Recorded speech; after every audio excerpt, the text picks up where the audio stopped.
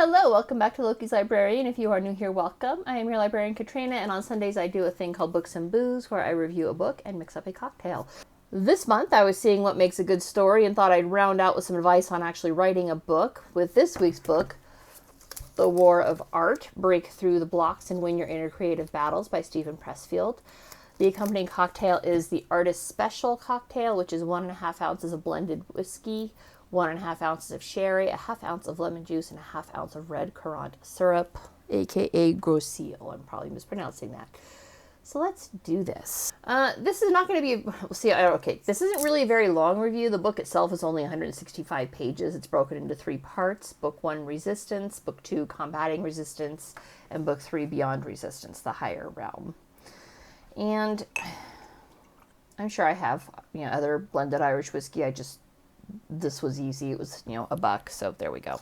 Basically, this is more psychological help on getting you motivated to do whatever endeavor it is you're trying to do in your life than it is actually how to write a book. Once you get past the foreword, which is written by Robert McKee, who points out that anyone reading this is surely going to recognize themselves within the pages. McKee certainly recognized himself in the pages on resistance, and you're going to learn how to break out of this resistance, aka procrastination, also known as just do the work. It's not as easy as it sounds, right? It sounds real easy. Just do the work. Just fucking do it, right? Nike made a whole, $1 billion off of that logo. Just do it. And it really isn't that easy. Oh no. Just like opening this bottle of sherry is not that easy. What is resistance, and when are you likely to encounter it? Resistance is whatever reason you use to justify not doing the thing. And the thing can be anything. All right.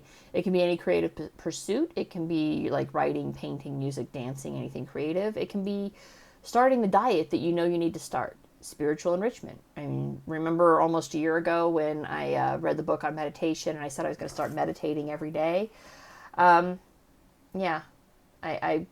Resistance. I hit it hard. And as Pressfield says, quote, any act that rejects immediate gratification in favor of long-term growth, health, or integrity, or expressed another way, any act that derives from our higher nature instead of our lower is going to meet resistance. Anything that's encouraging you to do better, you're going to meet resistance in some form or another. So it's procrastination. And I know that, there are especially college students that, I will do my best work when I procrastinate, when I write that paper the night before. You may get an A, that doesn't mean it's your best work. All right. And I speak from personal experience there as somebody who got lots of A's by writing my paper on the last day before it was due. Doesn't mean it was my best work. Doesn't mean I couldn't have done better. It's something that we can sometimes try and blame on others. My husband thinks I'm doing too much. Maybe I need to cut back on my gym time. Husband is an excuse to stop going to the gym because it's good for you. You know that your health needs you to get your ass on that treadmill, but you really don't want to, right? That would involve improving yourself. You want that donut, so you blame the husband. Oh, he said I was doing too much, so really I'm just going to not go. Rather than putting down the donut and hopping on the damn treadmill. This is supposed to be fresh squeezed lemon juice. What can I say? Resistance 1 on this one. Resistance can be my wife thinks I don't spend enough time with the children, but I really want to write a book, but I also want to play golf. So I will play golf and spend time with the children and not write the book. I mean, there are only so many hours in the day, right? So something's got to give. Here's the thing, though. Pressfield says resistance is lies. Or resistance lies, excuse me. So Pressfield says resistance lies, and it does. Because resistance is telling you what you want to hear rather than what you should be doing. Let me shake this up. Resistance will have you making deals with yourself. Today I play golf, tomorrow I spend time with the kids, and in the evening I will write. Except by the time evening comes around, you're exhausted from golf and from the day at the park with your kids, so instead you grab a beer and sit on the couch watching YouTube videos. That's resistance, right? It's the excuse you give. I'm too tired to do it now. I'll do it tomorrow. It's more than I could fit in the class, so we'll just go from here. But resistance doesn't care about you.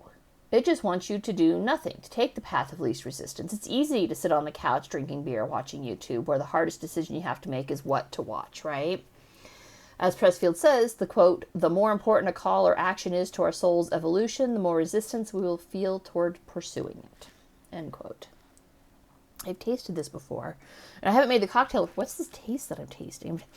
It's not sugary sweet. It's, what the hell is that flavor? It's good, don't get me wrong. I'm totally going to finish this, but I've tasted this before. Like that flavor, it had this flavor profile, something I've had before. But I don't know what it is.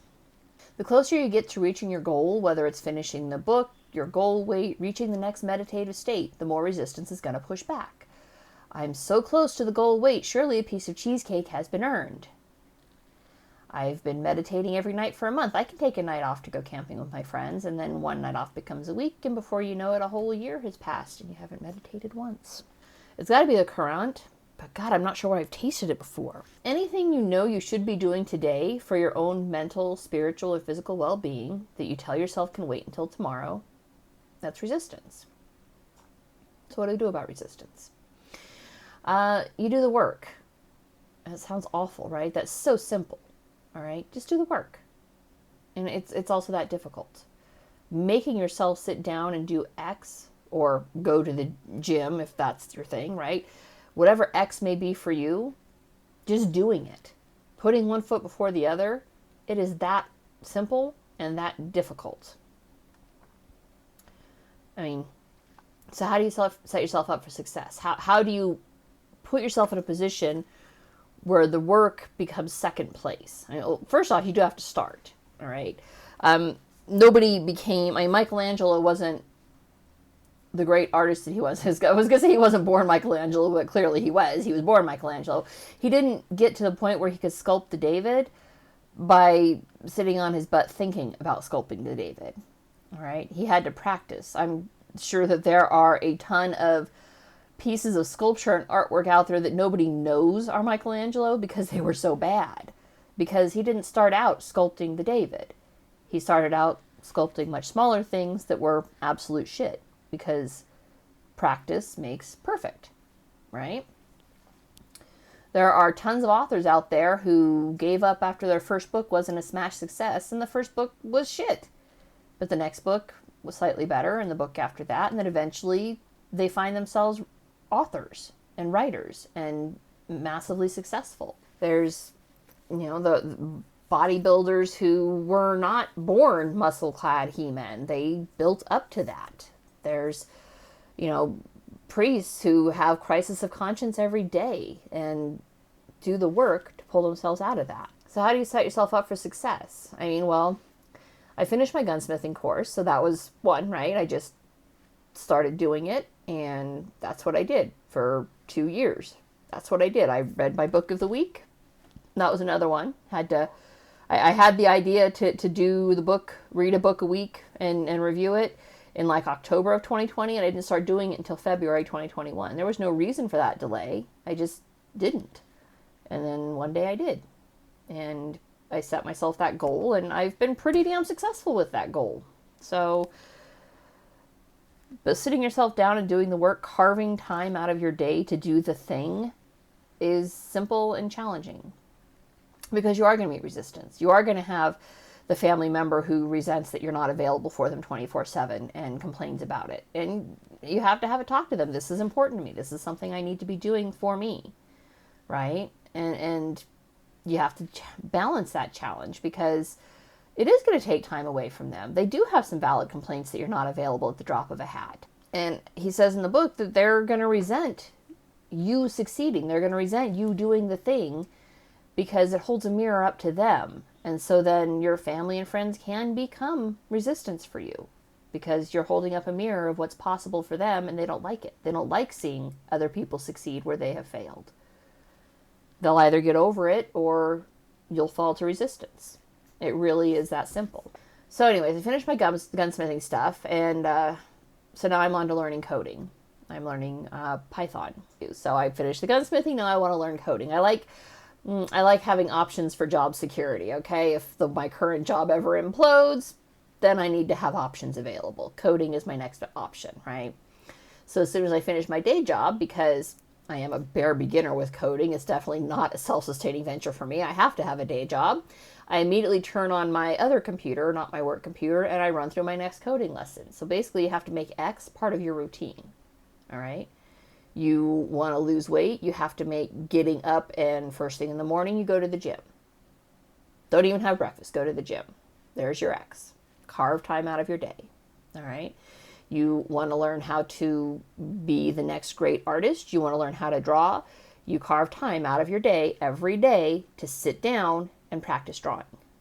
And it's going to take practice because, again, nobody starts out at the top. Leonardo da Vinci didn't just wake up one day and paint the Mona Lisa. All right. Again, they still find things that are attributed to Da Vinci that they're like, no, that can't be. And then they realize like brush strokes are the same, that sort of thing. And suddenly we have a new Da Vinci masterpiece, even though it's probably not as good as his later work because it was one of his earlier works, and practice makes perfect. You go from X to the Mona Lisa, from X to the Pieta. So you have to make X part of your routine, whatever it is. And understand, Pressfield is, again, he's not just referring to creative endeavors. Maybe you want to open your own plumbing business, HVAC business, all right? Set your day up so you can run your business and do the work necessary to make this happen. And resistance is going to fight you, so you fight back by getting your butt to work. And the work is going to suck when you're starting out. You may throw the results right in the garbage. Pressfield says there was a couple of books that he wrote and immediately threw them in the garbage because he knew they were garbage. But you did something. And for this, the muses reward you, and that's that higher plane. And yes, Pressfield calls them the muses. He names all 9 of the original Greek muses and cites how they're going to whisper encouragement in your ear once you get started. But they're not going to waste their time whispering encouragement to somebody who's just sitting on their butt, drinking a beer, watching YouTube videos. I love the afternotes that are just kind of dancing across my tongue. It's got to be the currant, and I can't figure out where I've tasted it before. It's got good flavor, though. Pressfield says, quote, aspiring artists defeated by resistance share one trait. They all think like amateurs. They have not yet turned pro. The amateur plays for fun. The professional plays for keeps. The amateur is a weekend warrior. The professional is there 7 days a week. If you're only spending 20 minutes on a Saturday to practice X, you're never going to become a professional. You're never going to get to the point you want to be. You have to do every day. And this is incidentally supported by science. And there have been books written on it. What the hell is his name? The 20-Minute Habit? Is that the one I'm thinking of? There's a couple I'm thinking of. Malcolm Gladwell is the one who famously said it takes 10,000 hours to become a true professional. Sort of. That's kind of true. But there was another book, Power of Habit? Have it. I've read it, but I think I only have it on Kindle. Hang on. I'm going to find the book for you. Yeah, The Power of Habit. God, I'm good. The Power of Habit by Charles Duhigg points out that just 20 minutes a day, even for a year, is going to put you in like the top 1% of any given field because most people don't dedicate that time to a single thing. So if you spend 20 minutes a day learning to code, you're going to become a coder in no time. If you spend 20 minutes a day learning how to draw, before you know it, you're going to be copying Da Vinci. You're going to have a moth in here. Your own. You're going to be able to draw out the Mona Lisa. And people are going to say, "Oh my God, where did you get your print of the Mona Lisa?" And you're going to say, "No, I did that. I looked at pictures of it online and I managed to copy it out myself. That's my imitation of Da Vinci." And then hopefully you go on and create your own artwork because nobody likes a copycat. It's like that quote from. I looked it up and the internet said it was Tim Notkey. What the fuck, moth? So it's that quote from, the internet said it was Tim Notkey. I don't know if he's really the one who first said it, but that's who the internet said it, so okay. Hard work beats talent when talent doesn't work hard. You can be the most gifted amateur in the world, but if you only practice for 20 minutes on Saturdays, you're going to get blown out of the water by the most plebeian competitor if that competitor shows up every day and puts in the hours perfecting his art every single day. Because the muses, those artistic angels that float around looking for talent to reward, are going to see that the gifted amateur is wasting their talents while the plebeian is struggling to master the forms. And they're going to reward the one who's struggling because they're trying, they're showing up, they're putting in the work. Pressfield breaks it down further by pointing out that habits that already make you a professional. You're already a professional in something. You just, you show up every day for work, right? Maybe your work is you're a gas station attendant, you're convenience store attendant. But you know your systems inside and out. You've done that job every day for a year, so you could do it in your sleep. You're already a professional in something. All right? Be the very best you can be at whatever you're doing, then pick what you want to do, become a professional in that. Year over year, we all stay all day, every day in a job. And okay, you do this job because you need to pay your bills, Why don't you do it for something you care passionately about? Why do you only show up every day for your job and then sit down and watch YouTube videos? You're not doing anything watching YouTube videos. I mean, when you start, it's not going to pay your bills right out the gate. But if you don't put in the effort, it never will. So eliminate chaos as much as you can. Make your work, your X, part of your day. And you will beat resistance. And become an artist or a strongman or the owner of the up-and-coming business in your area that everybody goes to because they know that you're the one who can fix their HVAC. You're the one who can get the lights turned back on when everything is dark, right? And the angels and muses will support you in your goal. And so, I know everybody thinks of the muses and they think of the 5 muses on, Hercules, because Disney is so historically accurate in everything they do. There were actually 9 muses, and they certainly included sciences. They had a muse for science. They even, I think, had a muse for technology. They are out there. They're out there whispering encouragement to those who listen. And they know you're listening when you start showing up and doing the work. It's a decent piece of motivational writing. All right. Like I said, it's only 165 pages. It's not a very long book. To finish my cocktail. I don't know where I've tasted currant before, but it's got to be that. It's the only flavor profile I'm not familiar with here. It's amazing. I'm digging this cocktail. So you have to eliminate chaos. Do the work. Show up, and you'll be rewarded for your efforts. And it's slow going, and that's what most people fail, right? It's too slow for them. They want the overnight success. They want that sudden gratifying shot of a YouTube video that goes viral and they have 1 million viewers all of a sudden and 1 million likes, and that's what they want. But most people, most YouTubers, to get to that point, put in 5 to 10 years of effort before they have a viral video. I'm doing this for 4 years, 3 years. When did I start? 2021? 3.5 years. I haven't had a viral video. I don't care because this is something I'm passionate about. I am learning so much that I would never have known if I hadn't started down this voyage. This is what's important to me. Knowledge for knowledge's sake. It's important. It's important that people know where they can go to find knowledge, and I can point them in that direction.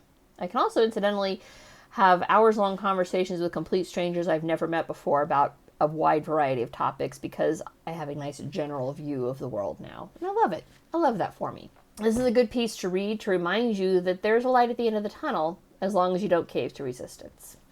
And that's it for this week. If you liked what you saw, don't forget to subscribe, and I will see you guys next Sunday. We are reading Gerald Ford this week. See you then.